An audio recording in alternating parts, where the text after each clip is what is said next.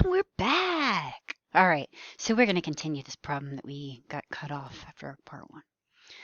So we have figured out that the amplitude is 2, the period is pi, which makes the unit pi over 4, and there's no phase shift and no vertical shift. So now we're at the point where we should probably find an asymptote and put it on the graph. And we already know the asymptotes are going to be at pi over 2 and negative pi over 2. And I know that because if I go ahead and set the parentheses equal to pi over 2, I know there's no graph there. That's just x equals pi over 2. And we're counting by pi over 4. So 1 pi over 4, 2 pi over 4, 2 pi over 4 is the same thing as pi over 2 when you simplify. So now I'm going to go ahead and put in my 0, 0. There's my starting point. My amplitude is 2. Now, normally I would go up 2 over here, go high to the right. However, we have a negative in front, which means that the graph is going to be reflected over the x-axis. So that point, and I'll do it in green, that high point is going to be reflected over the x-axis, and it's going to be a low point. And so the low point will then be a high point. So, erase that. Instead of going up 2, I'm going to go down 2. So there you go, reflected. And they will be approaching the opposite asymptotes. There you go. So now I'm just going to go ahead and count 1, 2, 3, 4, put my next asymptote in, and put my next points in, and continue graphing. So the domain will be x can't be equal to pi over 2. I just picked one of the asymptotes. Usually I pick the one to the right of the y-axis. It's just what I do. Plus the period times k. Period times k. And the range is negative infinity to positive infinity. And that's because we can pick any y value and go up to any x value, and we will have a point on the graph. All right, let's go to example 3. So now this is just a little bit more complicated. Just the same thing happened with sine and cosine when we added a vertical or a phase shift. So our amplitude here is 1. Our period is pi. The unit then is pi over 4. So let me put that, and that's what we're counting by, pi over 4. Now the phase shift, if I go ahead and set the inside of the parentheses equal to the pi over 2, I'm going to get the asymptote, right? So this is the work I have over here, right? We were doing this before, okay? But if I want the phase shift, I have to set what's inside the parentheses equal to 0, just like we were doing with sine and cosine. Okay, we want to see which direction it's going and how far. So in the purple down here, x minus pi is equal to 0. So that means the phase shift is pi, and that's positive. So it's plus pi. We're going plus pi to the right, and we are going at the end is a plus 2. So we're going up 2. So I'm going to go ahead, and you can draw in your vertical, or sorry, your oh my gosh, I cannot speak today. The vertical shift here, right? Oh, we're going up 2. And then where is our 0, 0 going to be? It is, we're going to go, here's our x and here's our y, just like with sines and cosines. We're going to go right pi, because it's plus. So we're going to the right. And we're counting by pi over 4. So 1, 2, 3, 4, and then we're going up 2. So we went right 4, so we went right pi and up 2. So here is our new starting point. Okay, so I'll put a thing around it. Now really, if you think of that as your 0, 0, you can go to the right 2 and left 2, and they're your asymptotes. Or you can go ahead and set what's inside the parentheses equal to pi over 2, but you're going to get the same thing. So you might not get the starting point. Like I started with pi over 2. I got the left one first, and it doesn't matter which one you start with. But now that I have the location of them, I'm going to count 1, 2, 3, 4, and put, another one in. Now I look at the rest of the graph. I've already accounted for the phase shift and the vertical shift. So now I just have to account for the amplitude and if there is a reflection. In this case, there's no negative in front, and the amplitude is 1. So I'm just going to be counting From that new 0, 0, over 1, up 1, boom. Left 1, down 1, boom. Okay, so then there's my graph. Oh, try it again. Okay, and then you go to the next one and you draw another one. 3 points. Okay, and do that a couple more times. The domain is x can't be, and you pick an asymptote. In this case, I'll pick pi over 2. It's usually the first one to the right of the y-axis, so that's the first one I just pick, plus the period times k. The period is pi times k, because we can go over pi 1 time, or 2 times, or 3 times, or 4 times, and we're going to have another asymptote. And the range is negative infinity to positive infinity. All right, let's move on. Is this the last one? No. All right, so the amplitude is 1. The period is pi, which makes the unit pi over 4. Pi over 4. All right, so now it doesn't really matter what you do next, okay? And it's all your own personal preference. But usually the next thing I like to do is find the phase shift. So for the phase shift, I usually just set x plus pi over 4, right? Set that equal to 0. So you'll find the phase shift is just going to be x equals negative pi over 4. So make sure you put the negative in. Now here's our x coordinate and here's our y coordinate for our new 0, 0. And let's in a different color, maybe red. Count.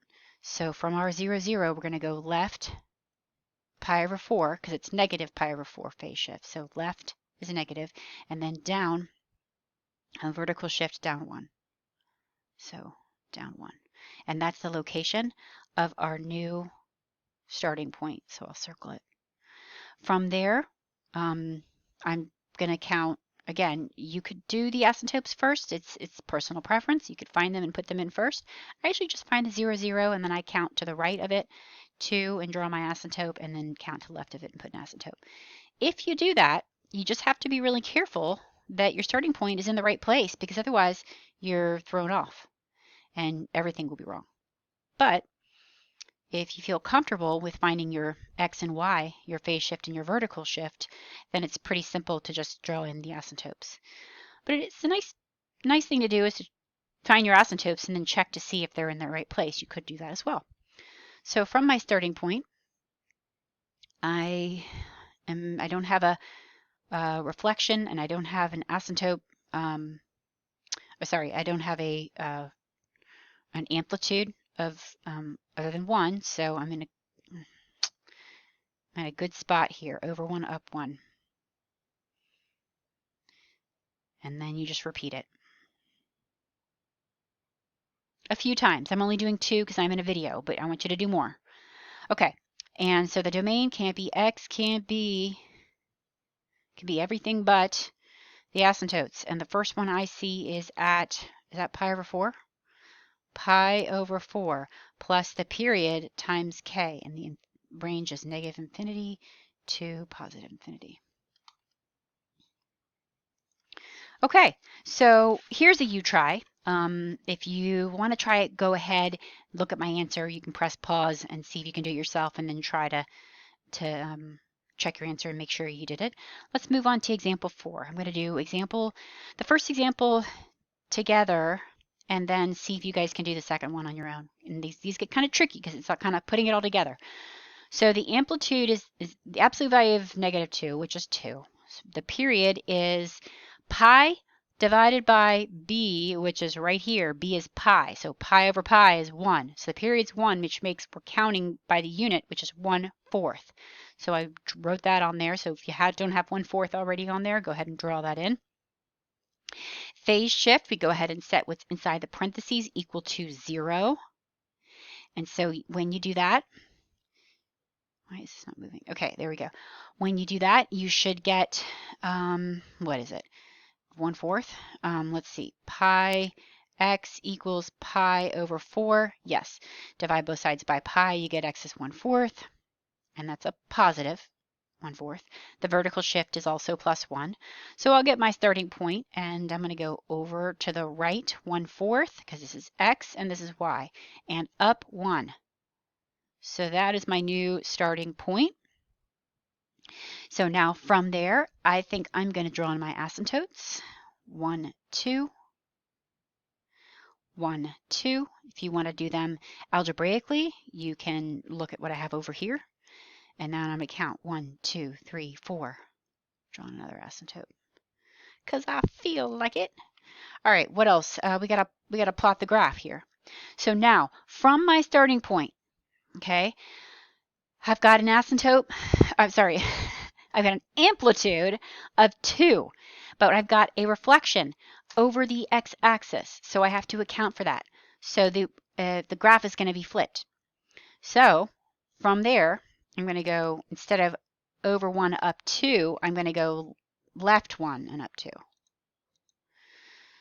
So here's your high point, here's your low point.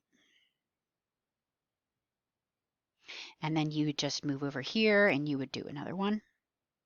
Oops, that's off, right? Count by 2. There we go. Okay, so try the next one and then I'll show the answer. So press pause, try it.